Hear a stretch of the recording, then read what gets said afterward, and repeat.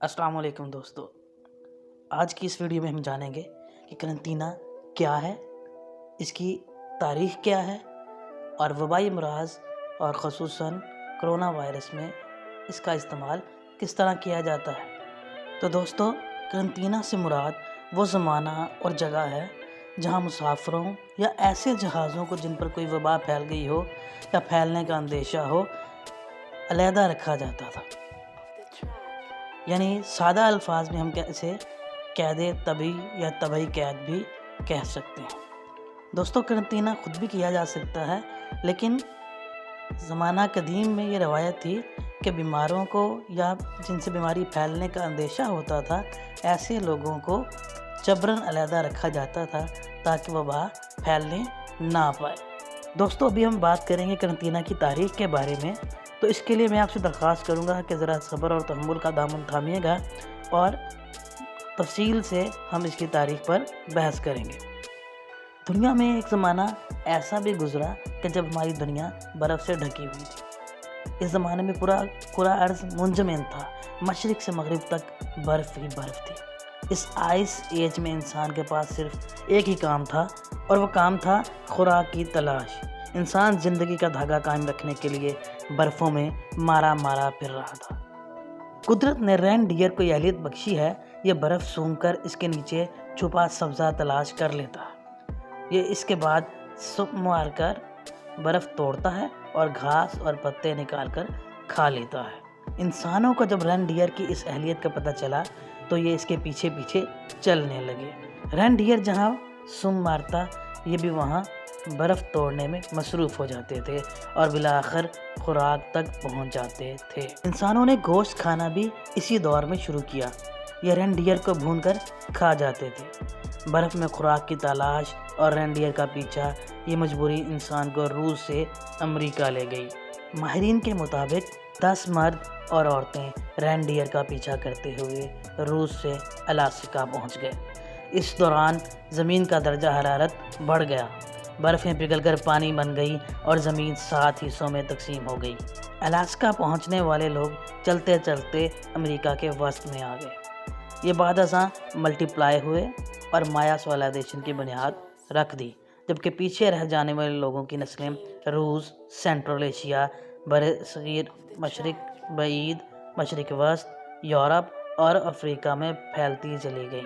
یہی وہ وقت تھا جب دنیا برے اعظموں میں تقسیم ہو گئی۔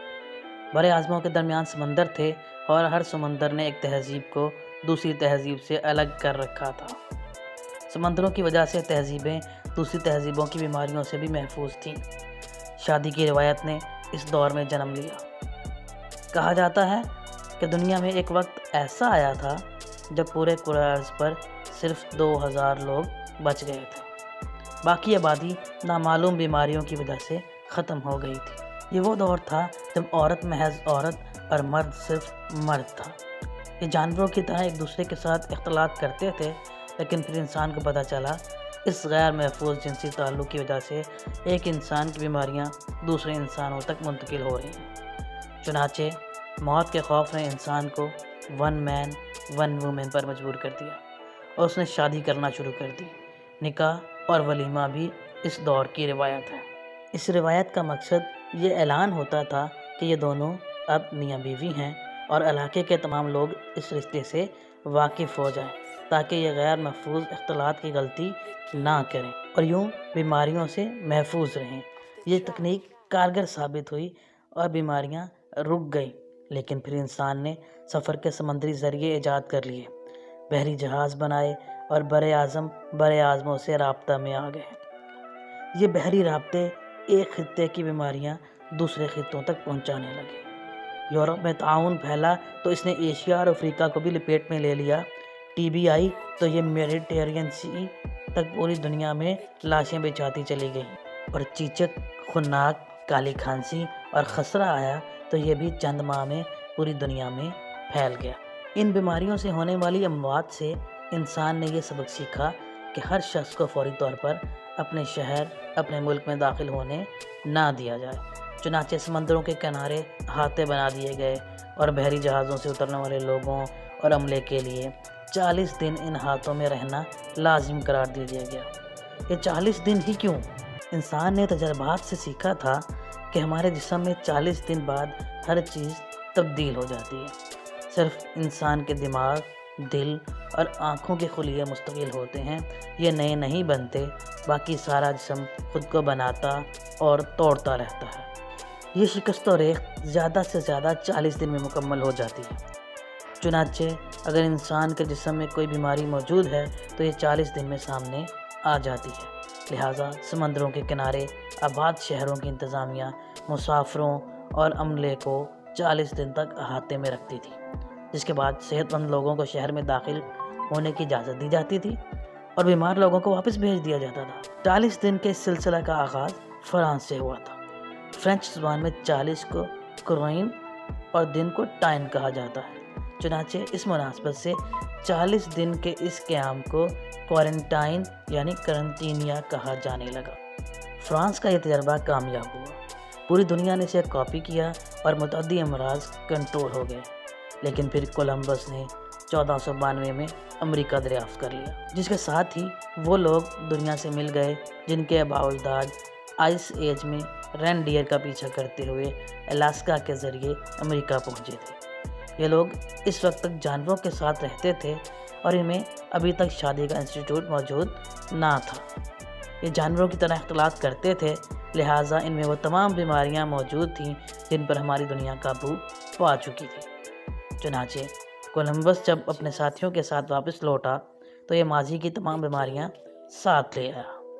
16ویں اور 17ویں صدی میں فرینچ، پرتگالی، ڈینش، برٹش اور ڈچ جہاز ران بھی امریکہ پہنچ گئے۔ یہ بھی واپسی پر بیماریوں کے تحفے لے آئے۔ چنانچہ ایک وقت ایسا آ گیا جب پورا یورپ بیمار ہو چکا تھا اور یہ بیماریوں سے بچنے کے لیے فرانس کی طرح ہر پورٹ پر کرنطینہ بنانے پر مجبور ہو گیا تھا۔ بحری سفر کرنے والا ہر شخص اس کرنطینہ میں 40 دن پورے کیے بغیر ملک میں داخل نہیں ہو سکتا تھا۔ 1928 میں اینٹی بایوٹک ایجاد ہو گئی، بیماریوں کے لیے بیکٹیریاز کا علاج ممکن ہو گیا، جس کے بعد کرنطینہ ختم ہوتا چلا گیا۔ آج آپ کو کسی پورٹ پر 40 دن انتظار نہیں کرنا پڑتا۔ اس کی وجہ بلڈ ٹیسٹ اور اینٹی بایوٹک ہے۔ ڈاکٹر کسی بھی انسان کا خون ٹیسٹ کرتے ہیں، اگر بیماری نکل آئے تو اینٹی بایوٹک کے ذریعے اس کا علاج شروع کر دیا جاتا ہے اور یہ چند گھنٹے بعد محفوظ ہو جاتا ہے۔ جو انسان نے بیماریوں کا تدارک کر لیا، لیکن قدرت انسان اور انسانی تدبیر سے کہیں زیادہ طاقتور ہے، چنانچہ اس نے نئے انداز سے حملے شروع کر دیے۔ بیکٹیریا کے بعد وائرس شروع ہو گئے۔ یہاں یہ سوال پیدا ہوتا ہے، بیکٹیریا اور وائرس میں کیا فرق ہے؟ میں اس طرف آنے سے پہلے آپ کو یہ بتاتا چلوں، ہم انسانوں میں 37 ٹریلین باڈی سیلز ہوتے ہیں۔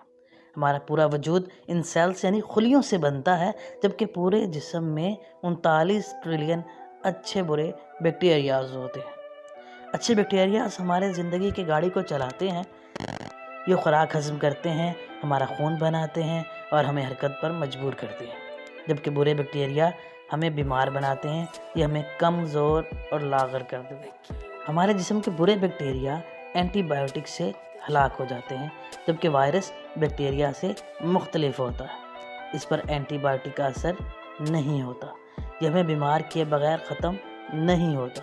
چنانچہ انسان کو جب بھی وائرل اٹیک ہوتا ہے تو ادویات اس پر بے اثر ہو جاتی ہے، یہ صرف اپنی قوت مدافعت کے ذریعے ہی بیماری سے باہر آتا ہے۔ انسان نے وقت کے ساتھ ساتھ سیکھا، وائرس زیادہ سے زیادہ 14 دنوں میں اپنا آپ ظاہر کر دیتا ہے اور اس سے ہونے والی بیماری ظاہر ہو جاتی ہے، اور یہی معاملہ کرونا وائرس کا بھی ہے۔ ہم دیکھ رہے ہیں کہ حکومتیں کرونا سے متاثرہ علاقوں سے آنے والے لوگوں کو 14 دن کرنطینہ میں رکھتی ہیں۔ یہاں ایک اہم بات بھی بتانا چاہوں گا، جب ہم یہ کہتے ہیں کہ کرونا کا کوئی علاج موجود نہیں تو پھر 97% مریض ٹھیک کیسے ہو جاتے ہیں؟ یہ لوگ اپنی قوت مدافعت کے ذریعے ٹھیک ہوتے ہیں، آرام کرتے ہیں، اچھی خوراک کھاتے ہیں اور ٹینشن فری رہتے ہیں، چنانچہ یہ 1 سے 2 ہفتوں کے دوران صحت مند ہو جاتے ہیں۔ باقی رہ گیا یہ سوال کہ حکومت انہیں آئسولیشن میں کیوں رکھتی ہے، تو اس کی صرف اور صرف ایک وجہ ہے، اور وہ یہ کہ مریض کرونا کا وائرس دوسرے لوگوں تک منتقل نہ کر سکے۔ چنانچہ میری آپ سے درخواست ہے، اگر آپ خود اور دوسروں کو محفوظ رکھنا چاہتے ہیں تو پھر آپ اپنے اپنے گھروں میں ایک کمرے کا قرنطینہ بنا لیں۔ جس بھی شخص میں کرونا کی علامتیں ظاہر ہوں اسے اس کمرے تک محدود کر دیں، اس سے کسی قسم کا کوئی رابطہ نہ رکھیں، فون پر بات کریں اور خوراک کا ذخیرہ بھی ایک ہی بار اسے دے دیں۔ مریض کمرے میں رہے، کتابیں پڑھے، ٹی وی دیکھے، موبائل فون پر ویڈیوز دیکھے، 10-10 15-15 گھنٹے سوئے اور زیادہ سے زیادہ پانی پیے۔ یہ انشاءاللہ بہت جلد صحت یاب ہو جائے گا۔ امید کرتے ہیں کہ ہماری یہ ویڈیو آپ کو پسند آئے گی اور زیادہ سے زیادہ لوگ